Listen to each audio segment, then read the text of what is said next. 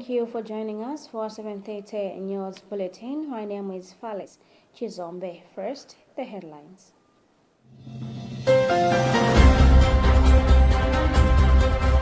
Leo XIV issues the first apostolic exhortation on love in action. Competition and Fair Trading Commission fines 2 companies for exploitative pricing practices. U.S. pastor donates a fire truck to Kamuzu International Airport. And in other news, at least 13 people killed after an attack on one of the last remaining hospitals in Sudan.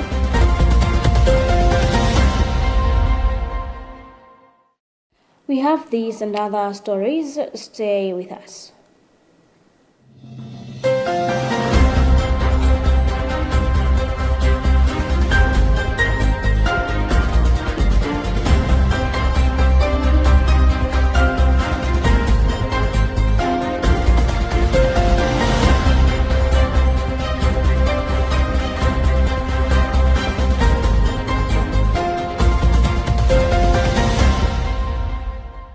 Pope Leo XIV has released his first apostolic exhortation, a deeply moving document that calls on Christians to make the love of Christ visible through concrete acts of compassion, justice, and service.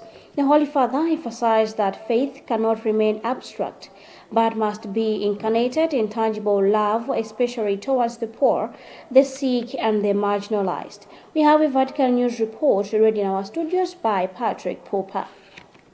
In his message, the Pope highlights the essence of Christianity lies in living love, reminding believers that Christ's example was one of the active concern for those who suffer.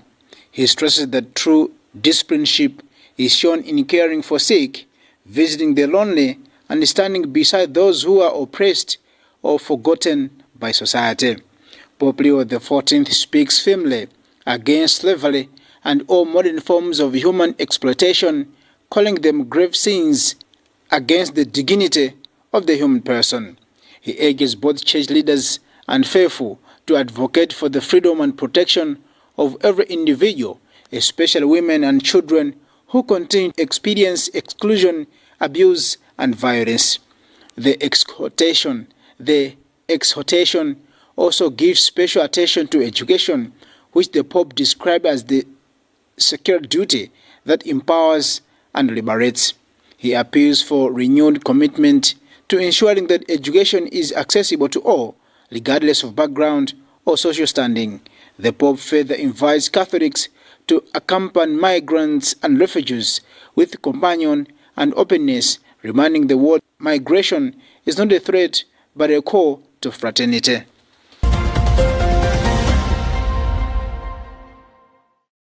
The Competition and Fair Trading Commission has fined Lab Processors Limited and Topmax Company a percentage of their gross turnovers for engaging in exploitative pricing and other questionable business practices. This was revealed by the Commission's Chief Executive Officer, Roy Nkoma, during a press conference held in Lilongwe, where he also outlined the recommendations on how best to address the issue of sugar pricing in the country. We have a report filed by Robert Edward. In its 74th sitting on 12th September this year, the Competition and Fair Trading Commission, CFTC, reviewed at least 36 cases, of which 13 were closed due to referring, among other reasons, and 10 cases involving excessive pricing have been adjourned. However, out of many cases considered by the Commission, 4 were publicly disclosed at a press conference in Lilongwe, including those involving Lab Processors Limited and Topmax Company, which were fined 1% of their gross turnover for engaging in exploitative pricing and other questionable business malpractices. According to the Commission's Chief Executive Officer, Roy Vincent Nkoma, other matters were resolved through mediation.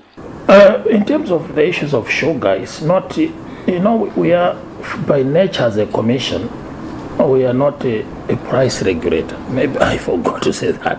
Well, that's what people think, that the commission can just come and say no, the price is this. For sugar, I think we have got a better basis, because the manufacturer will tell us that the recommended price of sugar is this. So we know it, I think, for that product. It's unlike other products where you can do a guesswork, but on this one, the manufacturer, whether rightly or wrongly, will tell us to say this is the recommended price of sugar. And whenever we find that they say the recommended price is 3,000 or 3,500, somebody is pricing that product, let's at 4,000, 4,500, then that's an issue for us. The Commission further believes that the ongoing issue of sugar prices can best be resolved by increasing the number of sugar distributors, as the status quo creates a monopoly. For Luntha, this is Robert Edward. Agricultural expert Felix Jumbe has called for urgent reforms in Malawi's smallholder farming system, saying the current model cannot create sustainable income for farmers unless government and farmers themselves adopt a business-oriented approach. Jumbe said smallholder farming should shift from being subsistence-based to structural and profitable enterprise, emphasizing that farming is a volume business where farmers can only make meaningful profit when they produce and market in bulk. Judy Fogan has more in this report.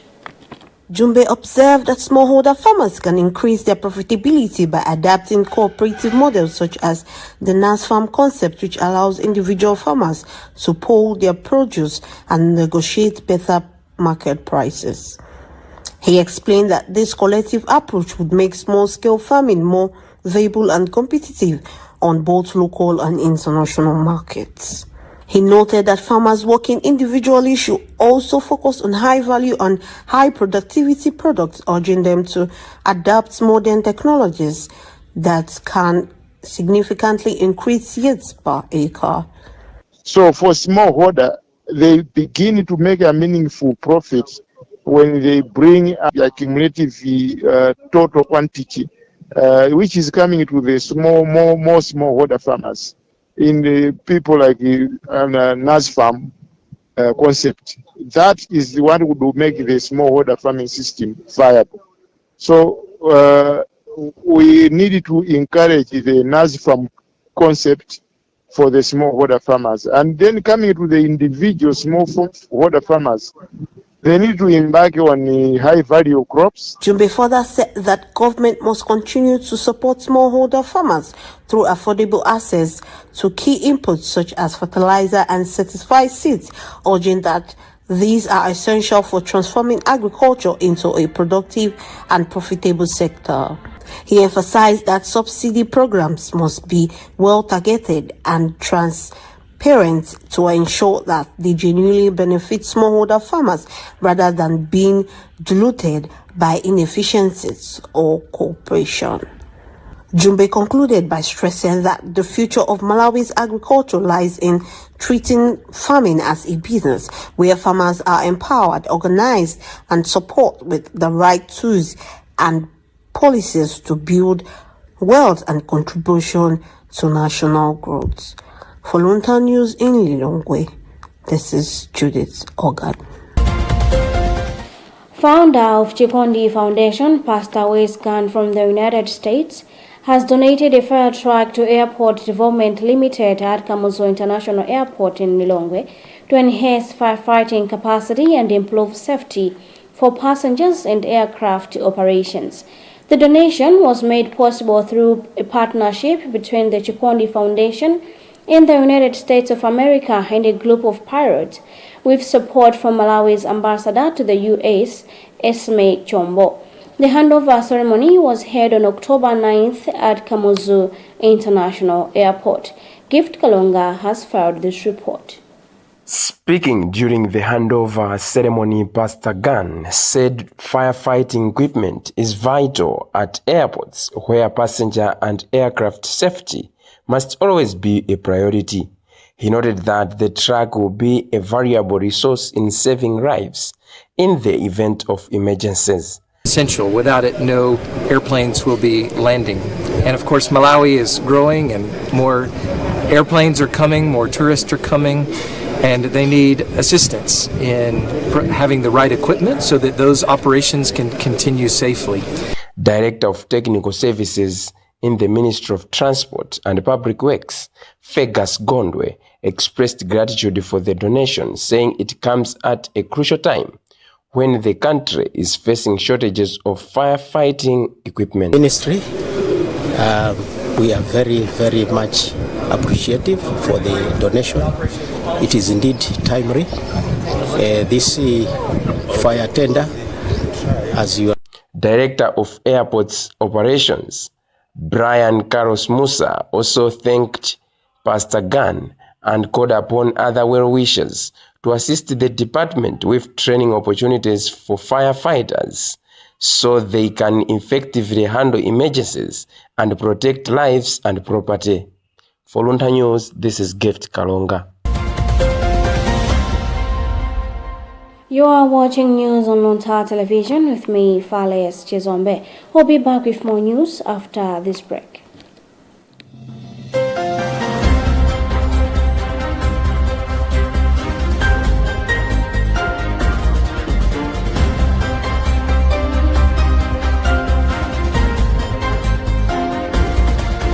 School fees kwa kuhega tobano. Listen to fees by Airdo Money. Muta kulipia school fees mosavuta kudzera pafoni yanu. Tsatirani ndondomeko zotsatirazi. Choyamba, imbani *211#. Pamene yomwe mutapatsidwe, sankhani 8 kuti mulipire fees.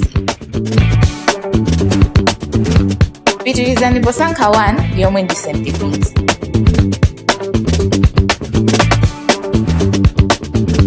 Kenako mudzafunsidwa kuti mulowetse admissions number. Kuchoka hapo, mudzaona skulu yomwe mukufuna kulipira komanso dzina la ophunzira. Onetsetsani kuti zonse ndi zolondola.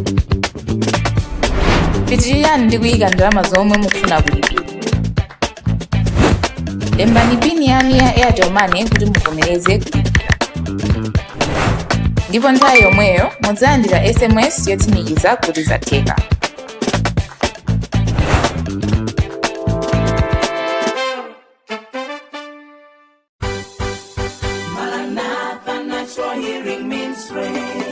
Ife Maranatha Natural Healing Ministries tikuthandiza mavuto osiyanasiyana. Munthu ine ndakhandi kudwala nthenda ya mgonamgona. Kupita ku chipatala anazota kulu BP yanu yakwera kwambiri. Ndinafika posiya kuona kumakhala nyumba ineyo satuluka.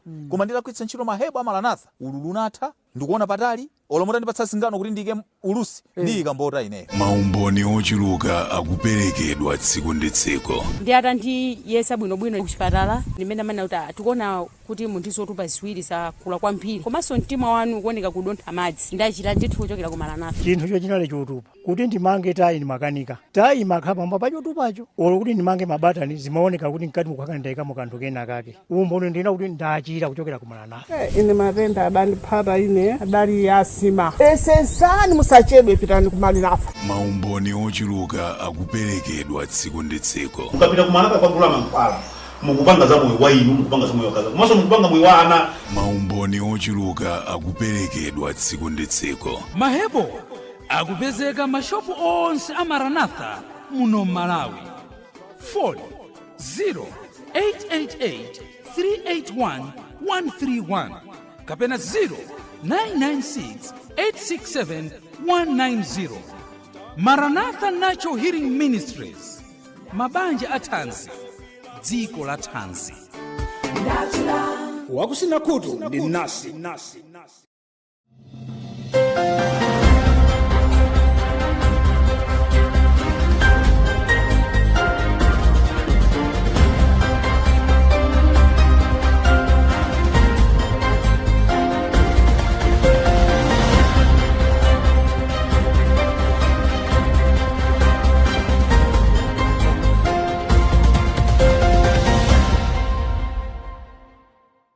Welcome back. If you have just tuned in, you're watching Luntha News coming to you live from Bishop Neve Media Center.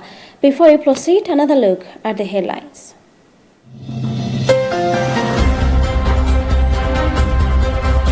Leo XIV issues the first apostolic exhortation on love in action.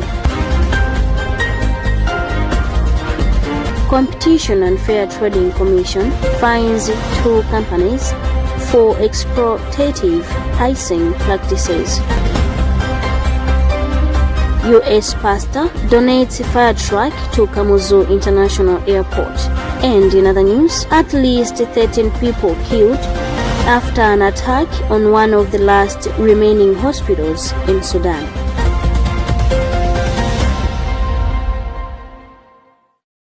Moving forward, Salesian Sisters Project Coordinator Sister Teresa Mlenga has urged women in Likoni to take winter cropping seriously, encouraging them to view farming not merely as a subsistence activity, but as a business opportunity for long-term family development and food security. She made the remarks on Thursday whilst visiting women's gardens in the area, accompanied by a guest from Germany, to assess progress from the distribution of maize seeds and other inputs in June this year. Chaide Shilanga has filed this report. Sister Mlenga said the project, which focuses on improving food security and livelihoods among women, is already showing promising results, with many of the women going beyond planting maize to include tomatoes, beans and other vegetables. She added that the project grew out of a previous initiative that dealt with gender-based violence, where women were often victims. She said the new approach not only empowers women, but encourages them to work together with their families, including their husbands, to ensure food security in the household.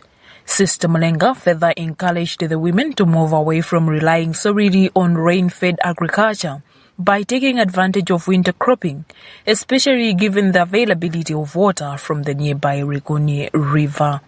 However, she noted the need for better irrigation tools such as treadle pumps, saying most women are still using watering cans, which makes the work more difficult and limits expansion. Project, we are aiming at improving the living standards of the people, and our main focus is food security. So we supplied maize seeds, but also some other farm inputs like a bit of fertilizer just to boost the soil. However, we encourage that the women use more of organic manure for their cropping. So this is what we are doing. One of the beneficiaries, Elena Amaliko, expressed her gratitude for the support, saying the seed donation has given them a chance to be food secure. I am thankful to Teresian Sisters for this women's project, for providing us with seed which we planted. We had no one to help and empower us to be self-reliant. I want to harvest this maize for food for the family and be food secure.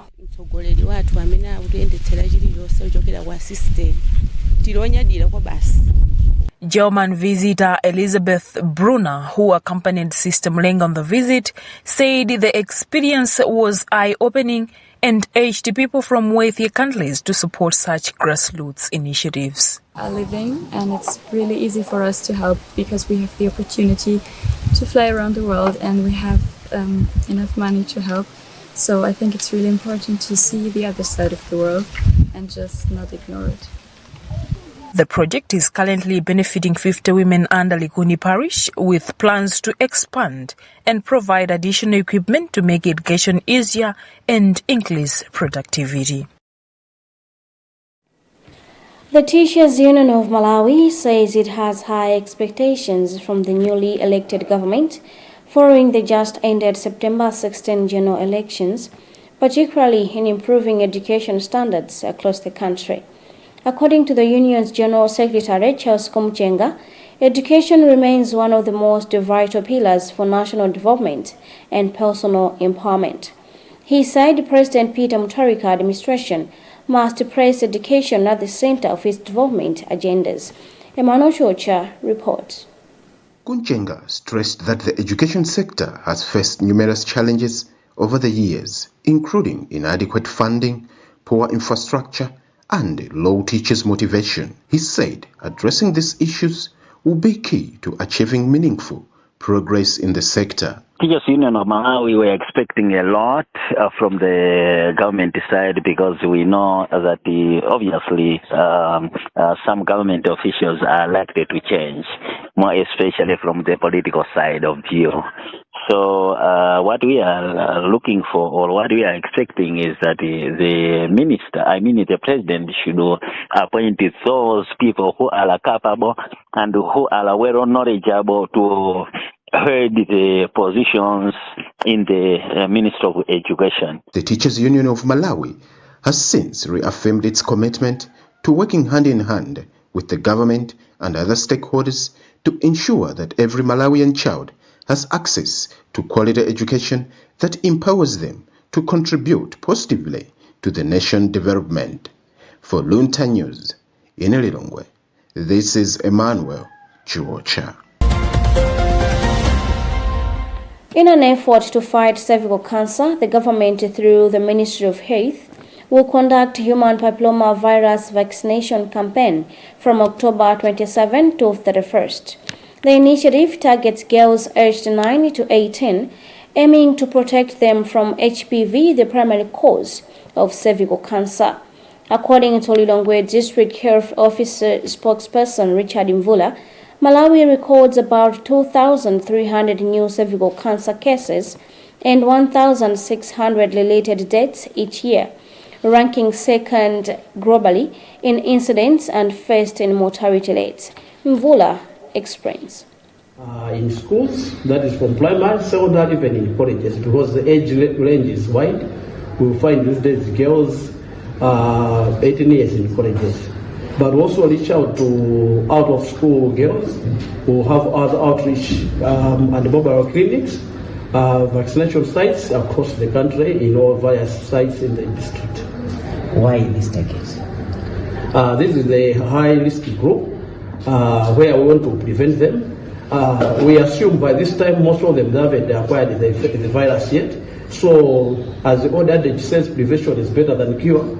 Would like to protect this age group so that as they grow, in case they are exposed to the virus, they should not suffer the disease.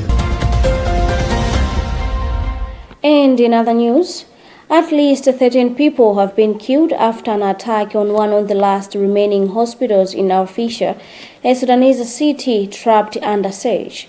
16 others, including a doctor and a nurse, were injured after the paramilitary Rapid Support Forces shelled the Saudi hospital several times on Tuesday night. We have a BBC News report read by Patrick Pupa. Pictures showed shattered windows, cracks from shrapnel, a gaping hole in the mud brick wall, and twisted metal from hospital beds covering the floor. A group of Sudanese medics has called the attack a war crime. The RSF has been besieging Al-Fasher for more than 17 months, leaving hundreds of thousands of people stuck in the city facing starvation. The paramilitary group is fighting the army for full control of Al-Fasher, the last military stronghold in the vast Darfur region. This is the second strike on the Saudi hospital this year. The first in January killed 3 children and injured 3 others. The latest shelling ripped through part of the hospital, destroying wards. In recent weeks, the RSF has intensified its assault on the city, leading experts to believe the city could soon fall unless the army receives immediate reinforcements. The two sides have been engaging in ferocious civil war for more than 2 years, causing the world's worst humanitarian crisis and tens of thousands of deaths. Incessant fighting in Al-Fasher has forced most health facilities to shut. Aid convoys carrying food and health care have been blocked from reaching civilians. That item concludes our today's news bulletin. Before we leave you, another look at the headlines.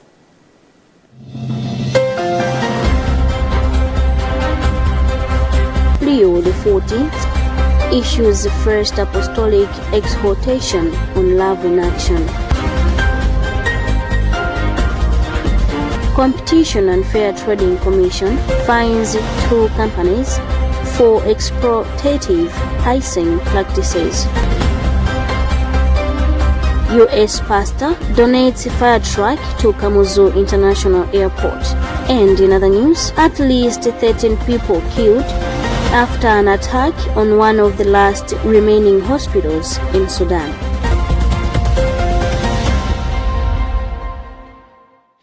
I've been Fales Jezombe. Thank you for keeping me company. Keep it Luntha TV and goodbye.